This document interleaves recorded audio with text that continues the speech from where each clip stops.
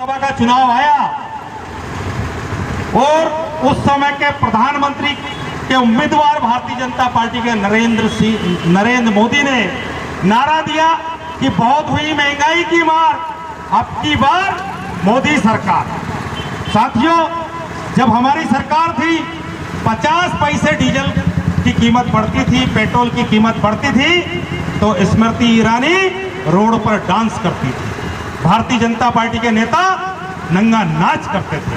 और उस समय का तात्कालिक मुख्यमंत्री नरेंद्र मोदी गुजरात का, शर्म करो, जो सरकार डीजल पेट्रोल का भाव कम नहीं कर सकती उसको सत्ता छोड़ देना चाहिए, वो ये बोलता था। जब रुपये की कीमत गिरती थी तो ये कहता था कि जिस देश के रुपये की कीमत गिरती है उस देश की साख गिर जाती है। तो मनमोहन सिंह जी की सरकार के समय तो रुपये की कीमत 60-62 रुपए प्रति डॉलर थी, आज 75 रुपए डॉलर चली गई। भारतीय जनता पार्टी और आरएसएस के नेताओं नरेंद्र मोदी, अमित शाह सहित सारे लोग जवाब दो, क्या तत्कालिक मुख्यमंत्री नरेंद्र मोदी की भाषा में भारत की गरिमा गिरी कि पड़ी? अगर गिरी तो आप किस मुंह से कहते हो कि विश्व में देश का मान बढ़ा? साथियों, उस समय अंतर्राष्ट्रीय बाजार में डीजल का रेट और पेट्रोल का रेट, कच्चा तेल का जो रेट था वो $109 था। तब पेट्रोल का भाव 71 रुपए, डीजल का भाव 57 रुपए और गैस की टंकी का भाव 400 रुपए था। तब भारतीय जनता पार्टी के लोग खूब महंगाई के खिलाफ चिल्ला रहे थे।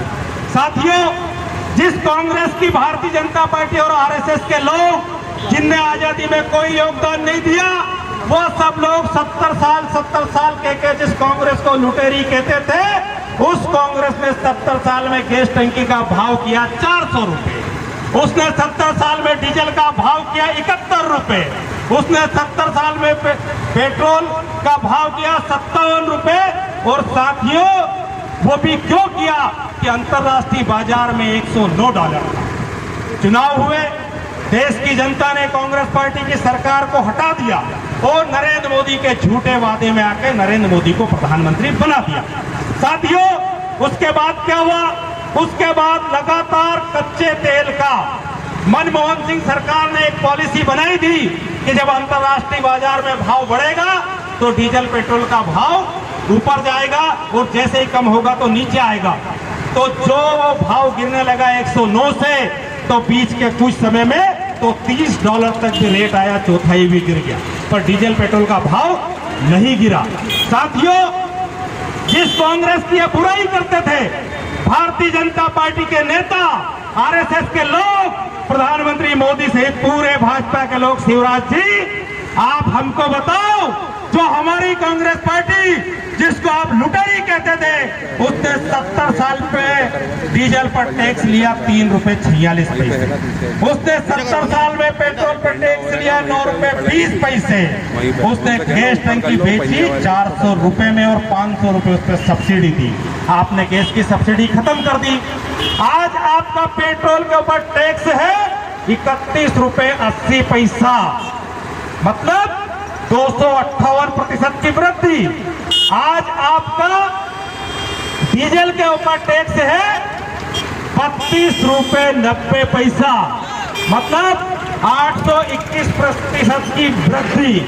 और अंतर्राष्ट्रीय बाजार के कारण जो गैस की टंकी का रेट, अगर ये आज हमको 500 रुपए की सब्सिडी देते जो हम देते थे, जब अंतर्राष्ट्रीय बाजार में गैस टंकी का रेट 981 रुपए था, तब हम 400 रुपए में टंकी बेचते थे, उतना अगर आज हमको सब्सिडी दे देते तो गैस की टंकी के साथ साथ 100 रुपए प्रति परिवार को फ्री मिल जाता। इन्होंने चोरी से गैस की सब्सिडी बंद कर दी। हम ये कहना चाहते हैं आपसे कि आपने 10 गुना टैक्स बढ़ा दिया। इस कोरोना महामारी के दौरान पूरे विश्व के देश की सरकारों ने टैक्स कम किया और भारत एकमात्र ऐसा नरेंद्र मोदी के नेतृत्व में दुर्भाग्यशाली देश है जहां लगातार एक दिन के अंदर डीजल पर 13 रुपए और पेट्रोल पर 10 रुपए की एक्साइज ड्यूटी बढ़ाई गई। वो किस मुंह से बढ़ाई गई? साथियों, जब इनके बढ़े हुए टैक्स के कारण पिछले टाइम पे इनने इस देश की जनता से 21,50,000 करोड़ की लूट करी